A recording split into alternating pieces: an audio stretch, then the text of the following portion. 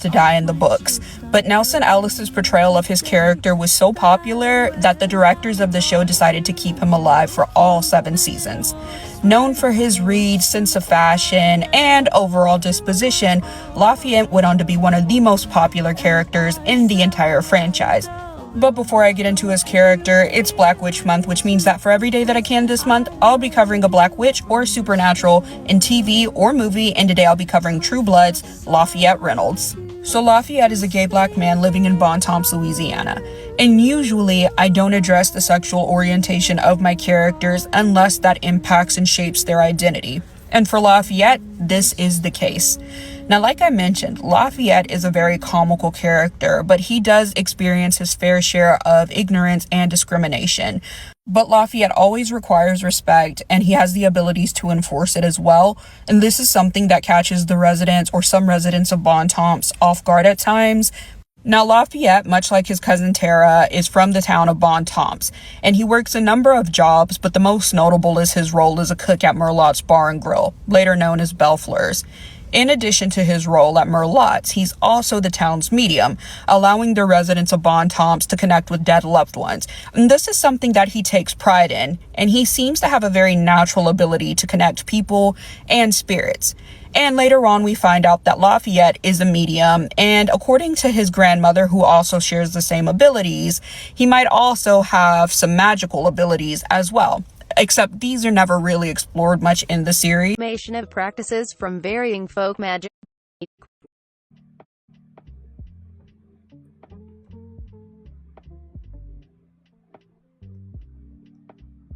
Best, which is about black magic.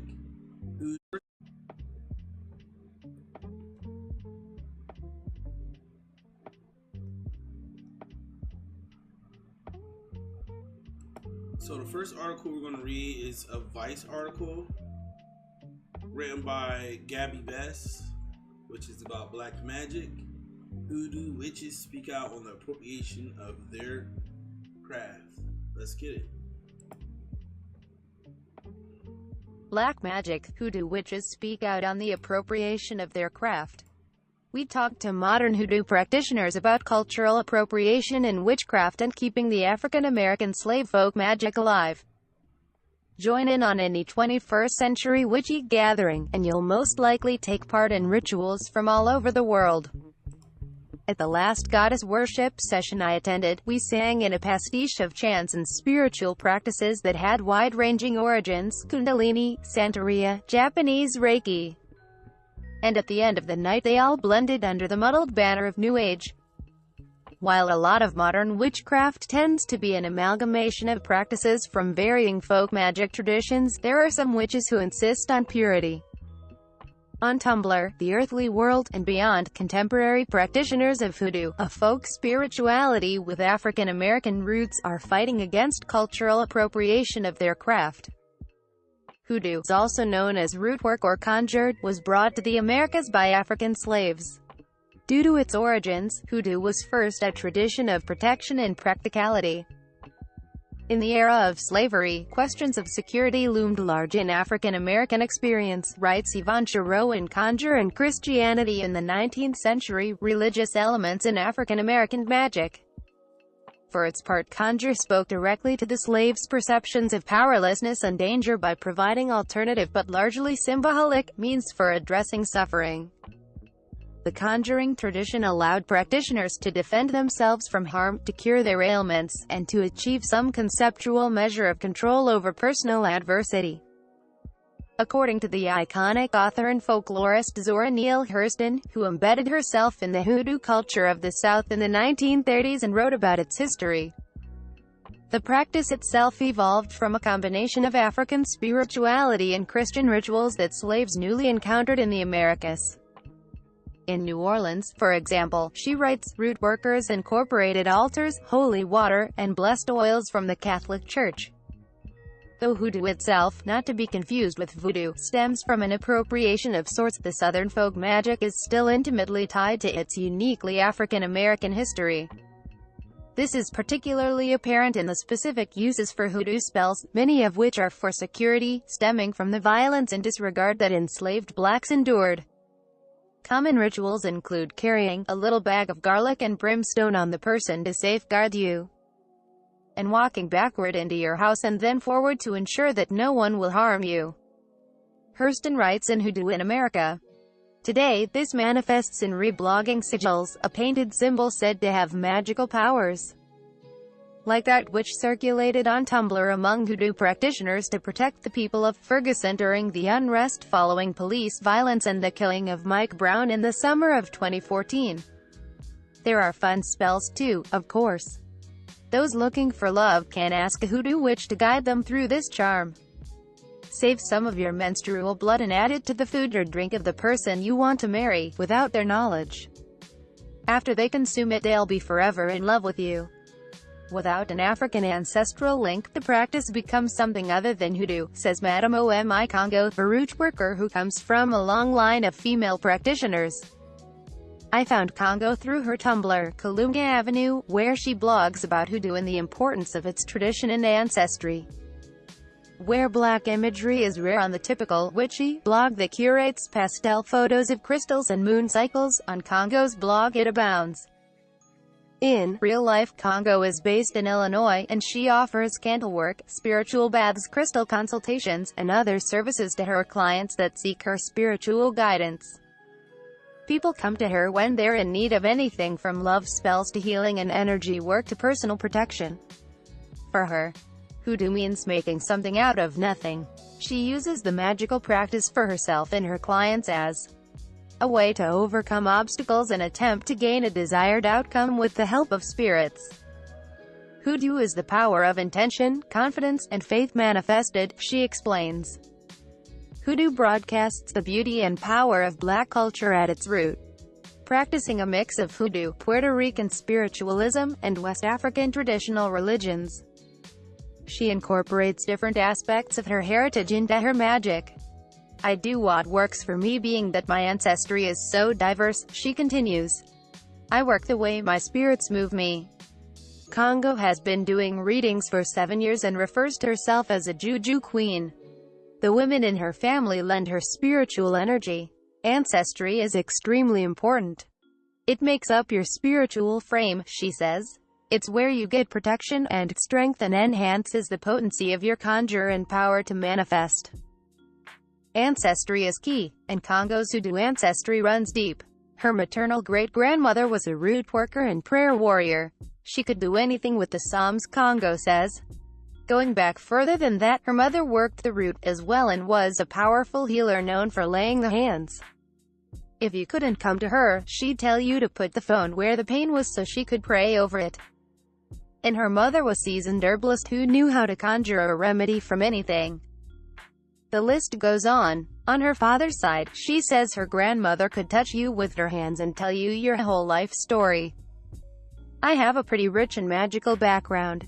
All these divine and mystic women make up the blood that runs through my veins, she explains. Congo's emphasis on ancestry is echoed in the many blog posts that can be found by people of color, who are none too pleased by the appropriation of their traditions by white pagans and general magic practitioners. Our community isn't a trend, one practitioner writes on her blog, I Heart Frida. We just do what is in our destiny. Though unlike Congo, whose roots run deep, Key Armand is a black queer, contemporary root worker in Brooklyn who found Hoodoo after growing up in a strict evangelical Christian home. Hoodoo is the last place I thought my life would take me, he explains over the phone. Growing up I was really active in my parents' church, but when I entered adolescence I couldn't shake my being queer. Despite all of my fervency as a Christian, the community didn't accept me because I was queer. It made me question everything around me. Once Armand left the church, he started on a path to forge a new relationship with spirituality. After dabbling in atheism, he finally found witchcraft when he was 17 years old. One day I was with a friend, and he read from the tarot for me. It just felt so right, and I was like, wow, I have get a tarot deck. He then started an apprenticeship with a queer shaman and herbalist, Eddie Gutierrez. Gutierrez grew up with the traditions of Santeria and Hoodoo, and it was his late mentor who advised Armand to give readings and do spell work for a living. Immediately, this clicked with Armand, who always felt in touch with the spiritual world. Even before Armand consciously started his practice, he says he had a unique gift for channeling spirits. Growing up in New York, he started to see dead people around him in his late teens, and when he made a more formal connection to witchcraft, it all made sense. I started to be able to control it, rather than it controlling me. While Armand, who authored a book on the power Hoodoo spells, didn't grow up in the tradition, as a black queer root worker, he still maintains that authenticity and intention is important to his practice. I live in New York City, and I grew up in New York City, but oftentimes when people think of Hoodoo they think of morality in the South, Armand explains.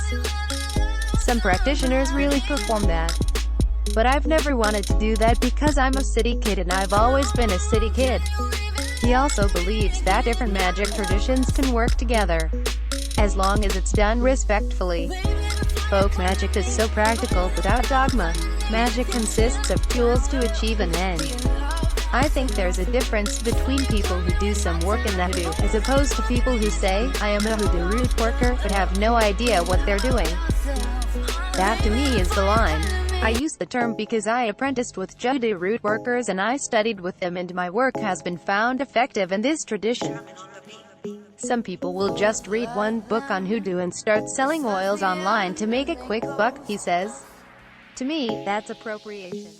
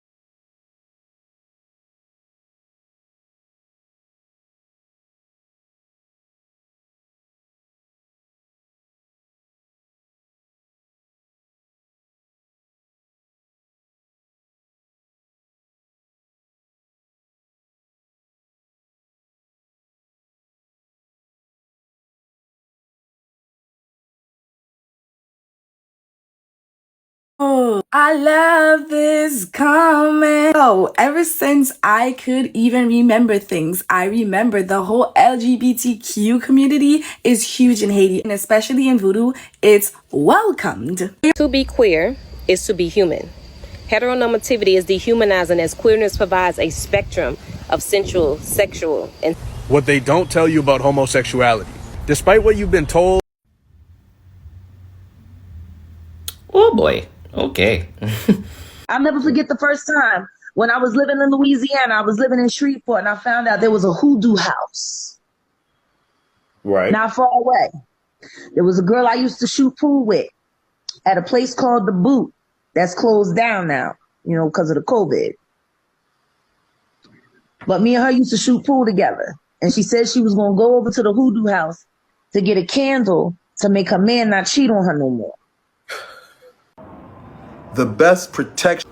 how you can venerate. I was like a vampire. I would literally wait till a certain. Man, I have to be 30. This video is about Eshu and Ekba. Hoodoo is black culture. Hoodoo. Where I get my hoodoo supplies from. Also known as voodoo. Haitian gays within voodoo. Also known as voodoo. Haitian voodoo, just like Santeria, is the only other African religion that accepts homosexuals within their practice. The voodoo belief system is what dictates the acceptance of homosexuals within voodoo.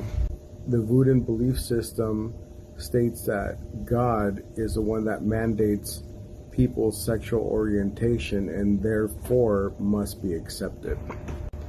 And just like the Santeria religion, voodoo homosexuals also fall under the protection of one specific deity. In voodoo, that would be called a Loa. Talk about it in what way? I mean, is queerness allowed in hoodoo or not? Because if you question queerness in hoodoo, you have to understand the anti-queer, homophobic tone that some hoodoo folk give, even in the black community in general. That's colonizer mindset. Point blank period, from Christianity. And on top of that, the reason why hoodoo is still alive and going for the most part is because of the women of the practice. And most men and women learn from their grandma and auntie elders. Not saying it's taught, not saying it's passed down, but most of us have a tendency to emulate our elders, especially the ones that taught us the most and reared. Talk about men in hoodoo. A lot of people. Hi guys, if you've made it to this channel, chances are you're just like me. You're a stupid bitch. Okay, so now we're going to talk about, are you gay or are your chakras being manipulated? Now, some of you probably don't know this, but actually some people were not born gay. They were actually rooted gay. Yes, you can use magic, witchcraft to turn someone gay. Some people that are gay were actually rooted when they were kids to be gay. Okay? This is because some of the spirits consider being gay to mean being extremely saved. So some people are... Yes, sir. Let me scooch on in here. I don't work jobs, bitch, I am a job. You don't like it, take a hike, pay me for a sucker slop. I'm a rich ass. I don't work jobs, bitch, I am a job. You don't like it, take a hike. Hello, my Vichlings.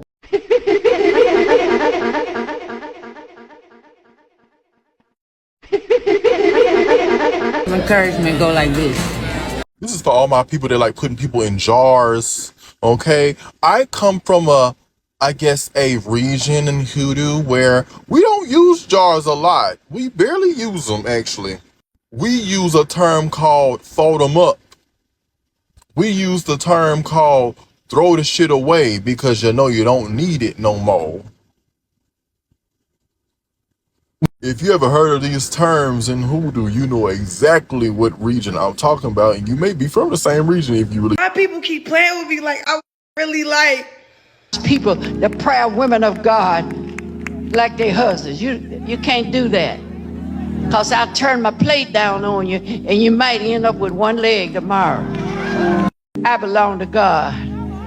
You don't walk over me. You don't spit in my face. You don't talk to God's people, the prayer women of God, like they husbands. You can't do that.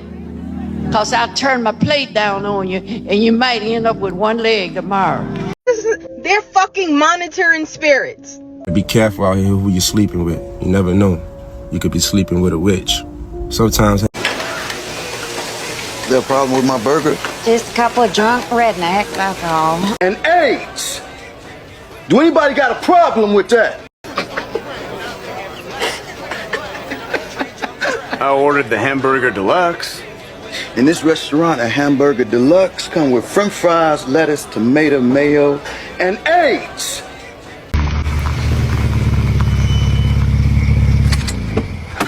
Lafayette, thank God. Unless y'all here to tell me I done goddamn won the lottery, get out my face. We need your help. Look, I ain't in the helping business no more. I'm in the fuck off while I smoke a blunt business and business. About to pick way the fuck up. Lafayette, it's Terry. I don't know if he's off his... Huh,